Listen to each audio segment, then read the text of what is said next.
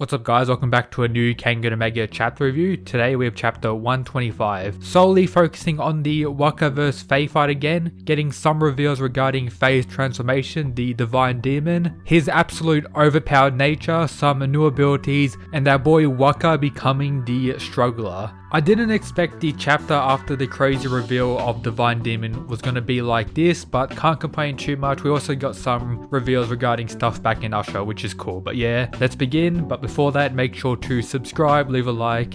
Now, enjoy. We begin with a flashback to the island where the Annihilation Tournament took place, seeing Long Min, the other disciple of the Tiger Nico, who also had the advance and had that group battle against the likes of Cosmo, Gao Lang, etc. Was a pretty badass character who was killed by Faye, as we all know, but he had implications that he was on the same level as Faye from the likes of Edward Wu, and me including most of the fandom thought Faye kinda jumped in when he wasn't ready, or Long Min was somewhat injured, giving Faye the win. But in this flashback here, it's pretty much confirmed that Faye in his Divine Demon transformation is much stronger. We also know the other disciple, Ranjo, was killed by Zia G after being defeated by Oma. And they also talk about Tokita Oma being raised by the other Nico to be a potential candidate for the Tiger Vessel. So pretty much 4 potential candidates, and there's only 2 alive, Faye and of course Oma.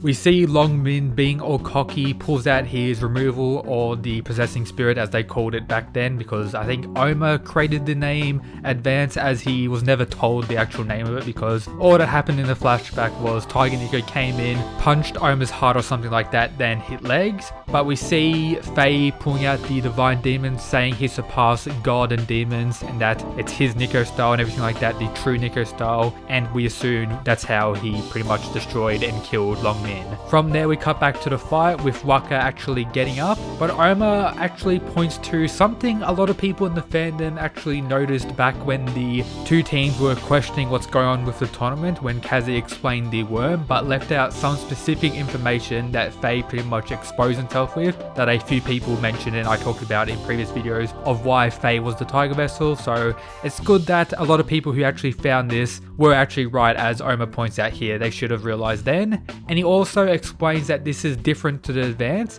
as he can't hear the insanely loud heartbeat like many people could with Oma's advance, and that he believes it's closer to the removal, but we learn more about it as the chapter continues.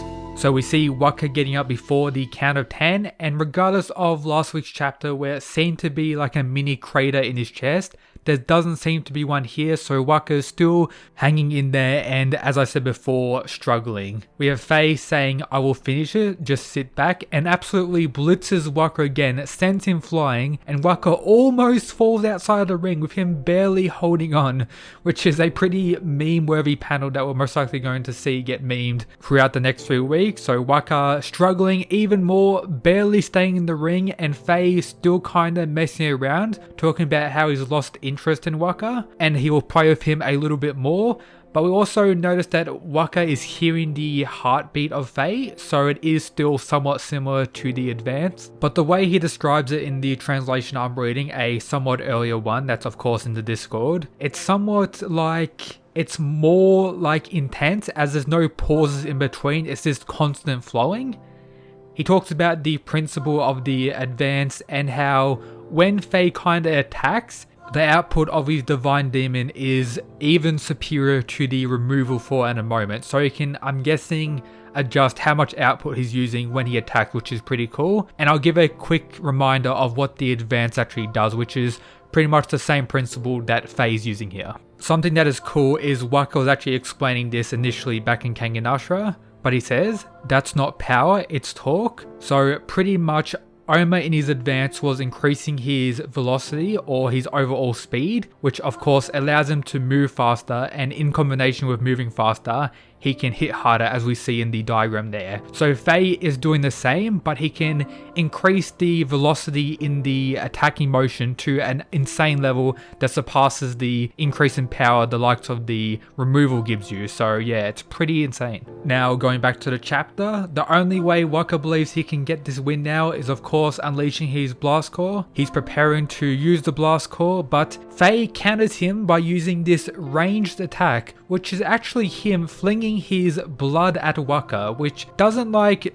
damage him that much, but he does point out that if it gets in my eyes, it will be a problem. But that may just be because Waka's an absolute tank himself, so maybe Faye could just one-tap fodder people with his blood striking attacks, which would be pretty overpowered. But it also seems like it's strong enough to prevent Waka from pushing forward or, of course, unleashing his blast core where he needs to defend instead of just chilling there. And of course, a quick explanation due to the increased blood flow in the Divine Demon form, him being able to do this. Faye, again, still messing around. And then we also see a little bit of Team Purgatory with Dongchen coming back and Carlos saying the following: "That is beyond what humans can do." Does that mean he's connecting Faye to the likes of Lolong, as Lolong has been called a monster or a creature by Oma? Maybe Carlos is saying a similar thing about Faye. Maybe that means Faye is on the same level as Lolong, just something I noticed. I'm guessing Dongchen was over all that Falcon bullshit and all the other crazy people in that room, so he's gonna go chill with Lolong and Carlos now. We also have Faye messing around with the referee. She's gone through a lot of crazy shit throughout this tournament, watching people get killed,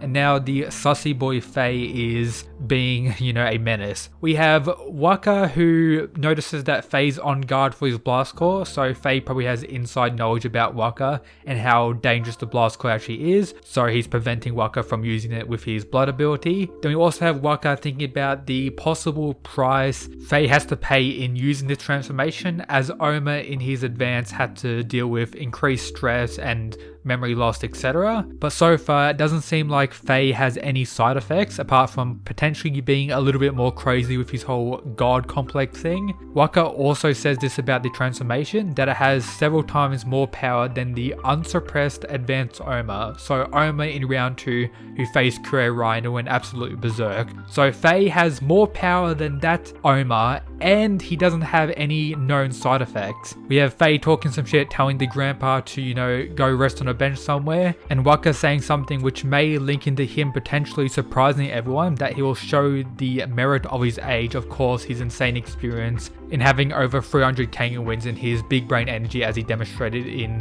Ashura. But he also points out that he doesn't know how he's going to beat Faye, so he's kinda stuck. And then the last panel of this week's chapter, we see our boy Kiryu Setsuna, who says that Faye is pretty much the child of Oma and himself, kinda implying that Faye is actually the combination of Advanced and Fallen Demon. I have been saying this since the initial, name reveal and the design. It makes the most sense. Just the extreme level of the Advanced to the max, past what anything Oma could do, and the Fallen Demon on top of that to give him even more increases. So yeah, pretty overpowered. It could be referring to something else, but that's just what I think. And maybe Ryuki will return back to Team Kengan with Koga and everything like that and see what's going on.